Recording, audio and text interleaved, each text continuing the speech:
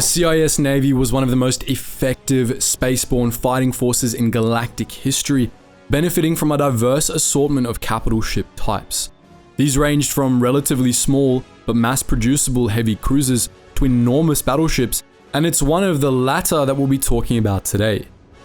One of the most well-known separatist vessels was the Lucrehulk-class battleship, a class of warship originally designed for the Trade Federation. These monsters were actually some of the most overpowered ships deployed on either side during the Clone Wars, with incredibly strong shields and an absurd amount of weaponry. In this video, we'll be taking a deep dive into the workings of these imposing warships.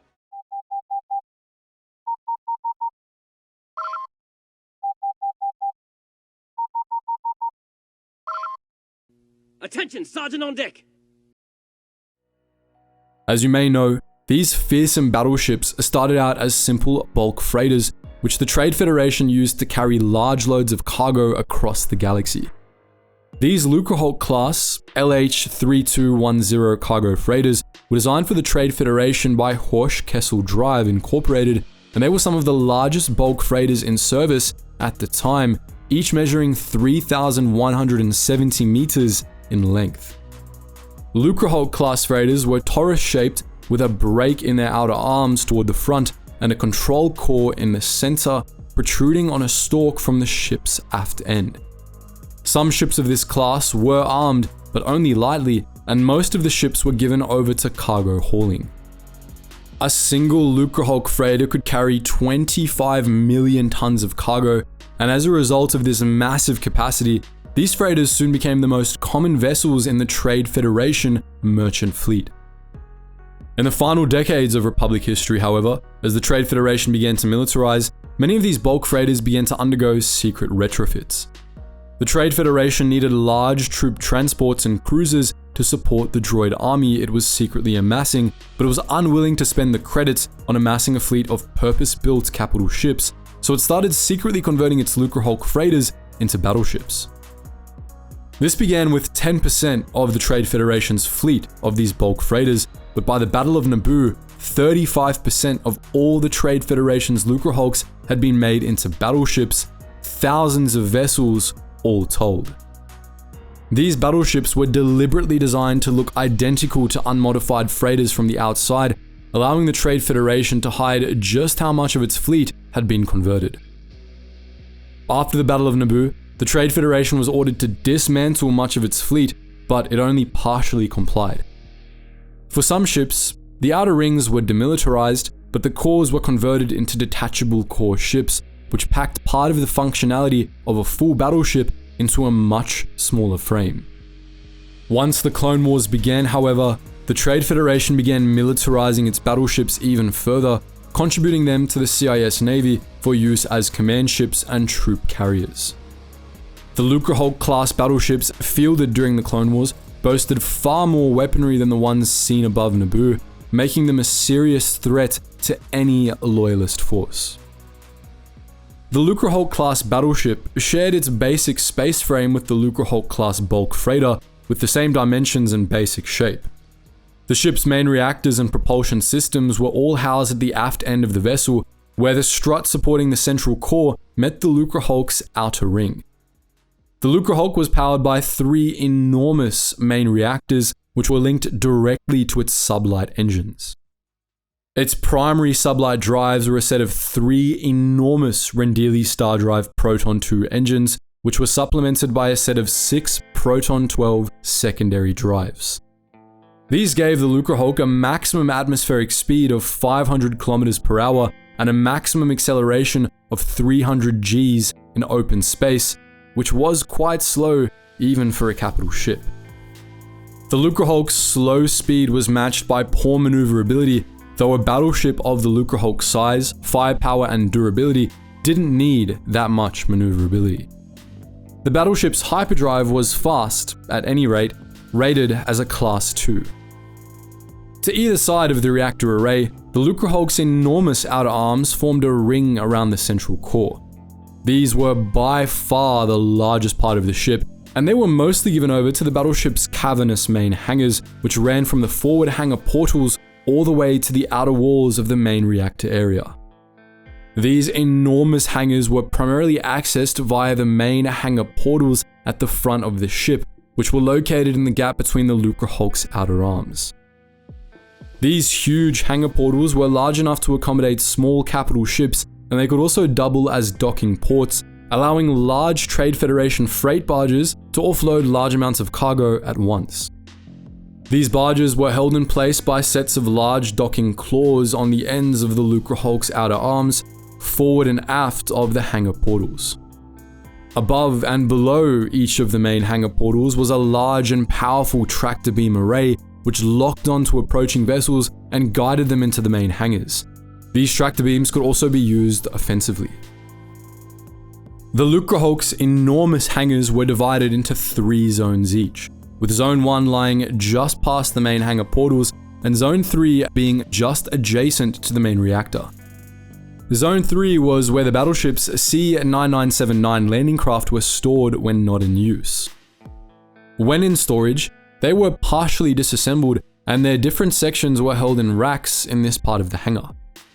When these ships were needed, they would be assembled in Zone 3 by a set of massive cranes, and when complete, they would move forward to Zone 2. Zone 2, located amidships, was where the battleship's complement of armored vehicles was housed. Here, battle droids would be loaded onto their ground transports and these vehicles would be loaded onto the landing craft.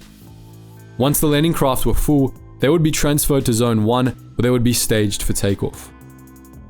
The Zone 1 hangar section could also be used to receive a large visiting craft, such as Republic Consular-class cruisers, and the Zone 1 and 2 hangar sections also contained energized ceiling racks where squadrons of vulture droids were stored and recharged.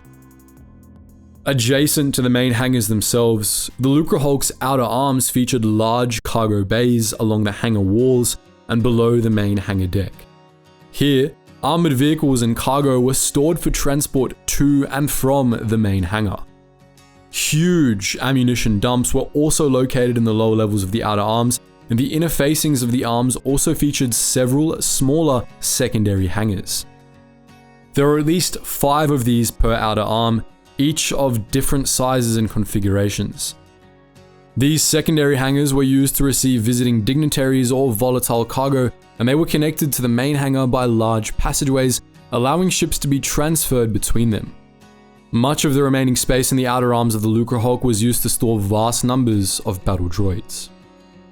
All this space allowed a single Lucrehulk-class battleship to carry a droid army large enough to single-handedly subjugate your average planet. At maximum capacity, each one carried over 329,600 B1 and B2 battle droids, including droid officers and support personnel, as well as 1,500 platoon attack craft, 550 multi-troop transports, 6,250 armored assault tanks, 50 C-9979 landing craft, and vast stores of ammunition and supplies, and an unknown amount of STAPs and other light vehicles. All of these were divided evenly between the 2 outer arms of the Lucrehulk, as were the 1,500 vulture droids each battleship could carry as part of its standard fighter wing, which escorted landing craft and could be scrambled to form defensive screens to protect the Lucrehulk from attackers. On top of all this, the Lucrehulk could still carry up to 5 million tons of cargo. Apart from its enormous outer arms, the Lucrehulk's most recognizable feature was its spherical central core, which was where most of the ship's crewed decks were located. This core was connected to the aft end of the battleship's outer ring by a heavily armored strut, which contained the Lucrehulk's enormous inertial compensators and deflector shield generators. The center sphere itself differed greatly in design from battleship to battleship, as Lucrehulk-class vessels were designed with modular, heavily customizable cores that could detach and be swapped out for different mission profiles. Some cores were converted into full-on core ships, which are videos in themselves, but most Lucrehulk-class battleships operated with simpler, less fully militarized center spheres. These contained their own secondary reactors, the battleship's sensors and communication systems, quarters for crew and passengers, security droid barracks, ceremonial halls for signing treaties, and suites for visiting dignitaries, as well as 4 secondary hangars used to receive VIP shuttles. At the top of the center sphere was the Lucrehulk's bridge tower, which was topped with the ship's main scanner array and contained the main bridge, auxiliary crew stations, and a VIP treasury. Despite its enormous size, the Lucrehulk was operated by a relatively tiny crew of just 350 personnel, the vast majority of whom was stationed in the central core. It's unknown if this represented the total crew, the minimum crew required to operate the vessel, or the total organic crew, not counting the many droids that automated many less important aspects of the ship's operation. Apart from its crew, the Lucrehulk-class battleship could carry over 100,000 passengers, mostly in the central section. It's unknown if this included the ship's onboard security droid garrison. That sums up most of the systems present on the standard Lucrehulk-class battleships, but some of the Trade Federation's battleships were modified even further into Lucrehulk-class droid control ships. These followed a similar design, but with modifications to make room for the droid control systems. Droid control ships featured a radically redesigned central core, which had most of its interior decks carved out to make room for the central control computer, its support systems, and a series of dedicated reactors that powered it. The top of the center sphere featured a second command tower located right in front of the ship's bridge. From this forward military control tower, the battleship's crew oversaw the operation of the CCC and all the droids it commanded. A platform located atop the reactor array featured a collection of incredibly powerful signal transmission towers and sensor rectennas, which broadcast signals from the CCC at ranges of over 16,000 kilometers, while the CCC received return signals from the droids it controlled via a set of 16 receiver dishes located along the edges of the outer arms. Apart from the addition of these systems, droid control ships were mostly identical to standard battleships, but their cargo capacity was reduced by 1 million tons, and there was far less space for non-droid passengers on the center sphere decks. All variants of the Lucrehulk-class battleship featured thick hulls and several layers of heavy armor plating, which made them incredibly durable. Their durability was further augmented by some of the most powerful deflector shields of any ship in the galaxy.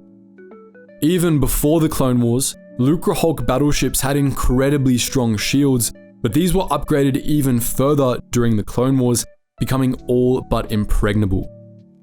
A Clone Wars era Lucrehulk-class battleship was so tough that it took a flotilla of Venator-class Star Destroyers, or 3 to 6 vessels firing in unison, just to bring down the shields of a single Lucrehulk. Along with these fearsome shields, the Lucrehulk came with some pretty fearsome weaponry. The Trade Federation's original Lucrehulk-class battleships were somewhat lacking for armament, each boasting only 42 quad turbo lasers and no point defense cannons. These quad turbo lasers were both incredibly powerful and accurate, but they were few in number, and they were all located either along the sides of the outer arms or on the forward edge of the aft transmitter platform, leaving huge gaps in the Lucrehulk's weapons coverage. The battleship's massive Vulture droid wing was meant to prevent enemy fighters from taking advantage of this, but it was nonetheless insufficient weaponry for a Clone Wars era battleship. Thus, during the Clone Wars, Lucrehulks received a massive weapons retrofit, which made them some of the most heavily armed warships to be fielded on either side. Clone Wars era Lucrehulk-class battleships boasted 185 point defense quad laser batteries, 164 along the outer arms, and 21 on the central core, as well as an astounding 520 long-range assault laser cannons, 472 along the arms and 48 on the core, and a further 51 quad turbo laser batteries, 48 along the arms and 3 on the core. This insane arsenal alone made the Lucrehulk-class battleship the single most overpowered capital ship to fight in the Clone Wars, and with firepower like that on the Separatist side, it's really a wonder the Republic was able to win it all, even with Sith manipulation. So, that's our look at the Lucrehulk-class battleship, one of the most overpowered capital ships in all of Star Wars. But what do you think? Would you like to see a video about the core ships next? Let us know all that and more in the comment section below, and as always guys, thank you so much for watching, and I hope to see you in the next video.